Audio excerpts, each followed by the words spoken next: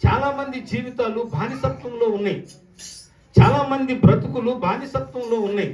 బానిస అంటే పిల్లరా, ఏదైతే నీ మీద ఏలుబడి చేస్తుందో దానికి నువ్వు దాసుడు అయ్యావని దాని అర్థం.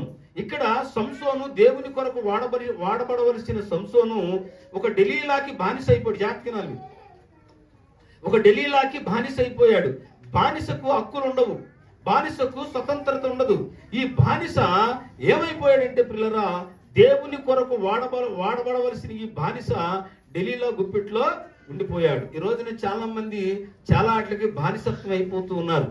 ఒక మనిషి తాగుడుకు బానిసత్వం అయిపోతున్నాడు, ఒక మనిషి పాపానికి బానిసత్వం అయిపోతున్నాడు, ఒక మనిషి లోకంలో లోక ఆశలలో బానిసత్వంగా బ్రతుకుతూ ఉన్నాడు. యవనస్తులు పిల్లరా పాపానికి బానిసలైపోతూ ఉన్నారు. యవనస్తులు ఫోన్లకు బానిసలైపోతున్నారు, గేములకు బానిసలైపోతున్నారు. వాక్యము చదవలేక, వాక్యాన్ని అర్థం చేసుకోలేక, వాక్య సత్యములో నడవలేక ప్రజలు ఏమైపోతున్నారంటే బానిసత్వంలోనికి వెళ్ళిపోతూ ఉన్నారు. ఇక్కడ వాడబడవలసిన సంసోను, దేవుని కొరకు నిలబడవలసిన సంసోను, దేవుని యొక్క ప్రజలను రక్షించవలసినటువంటి సంసోను పాపానికి బానిస అయిపోయాడు. పాపము వలన